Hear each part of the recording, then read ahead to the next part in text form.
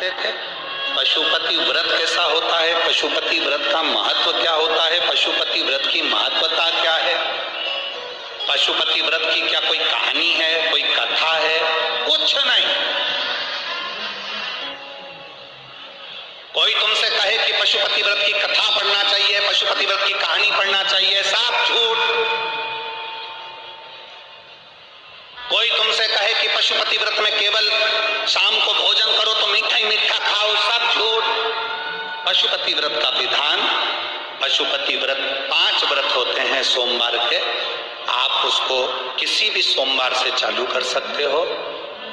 व्रत करने का नियम यह है कि एक थाली पूजन की लगा लो, उस थाली में पूजन का सामान रखकर सुबह के समय बाबा का अभिषेक पूजन कर दो।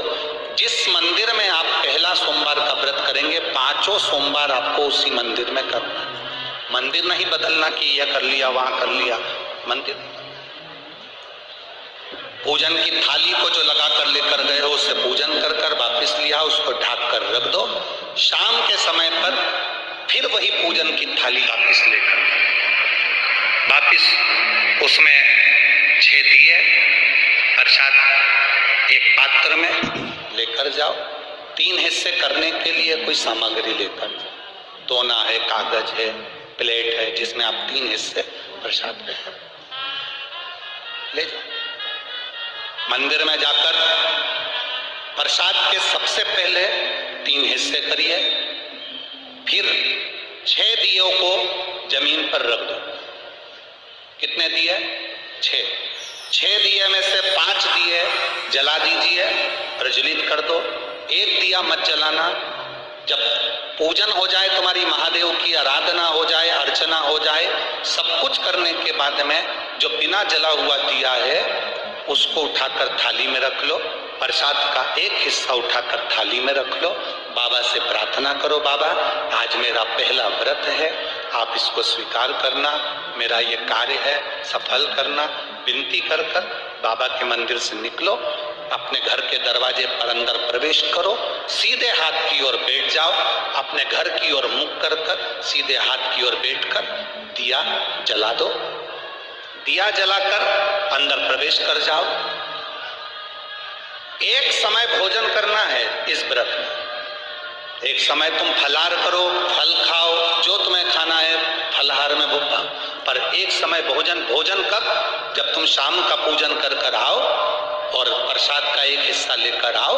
भोजन करने के पहले जो तुम मीठे का भोग बनाकर ले गई थी उस प्रसाद का हिस्सा पहले खाओ, उसके बाद में फिर भोजन करो। बीच में रजोधर्म आ जाए, रजस्वला हो जाए या कोई कहीं जाना आना पड़ जाए तो व्रत को छोड़ दो, अगला व्रत करो, पर गिनती के केवल 5 करना।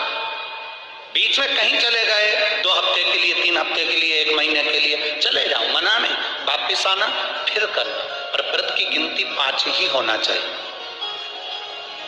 5वां व्रत जब आपका पूर्ण हो, बाबा को वही 6 दिए, श्रीफल, भेंट, कुछ 108, चाहे तो फूल की पंखड़ी ले जाएं, चावल का दाना ले जाएं, मूंग ले जाएं, या जो चीज आपसे बन जाए 108 बेलपत्र वगैरह वो ले जाएं। बाबा को वही प्रसाद के 3 हिस्से कर कर दिए रखकर बाबा को पूजन कर कर 108 सामग्री जो लेकर गए हो वो बाबा को श्री शिवाय नमस्तुभ्यम कहकर समर्पित कर। वापिस प्रसाद का एक हिस्सा, एक दिया बिना जला लेकर आए, नरियल भेंट बाबा को समर्पित कर कर कहें, बाबा आज मेरा 5वां व्रत पूर्ण हुआ, आप इसे स्वीकार करना। घर पर आकर दिया जलाओ, अंदर प्रवेश कर कर जो प्रसाद तुम लेकर गए हो, लेकर आए हो, उस प्रसाद में से किसी को हिस्सा नहीं देना है। वो प्रसाद का एक हिस्सा केवल तुम्हें ही खाना। प्रसाद पाकर भोजन करो, बाबा आपके मन के मनोरथ पूर्ण करे। इसको पशुपति व्रत कहते हैं।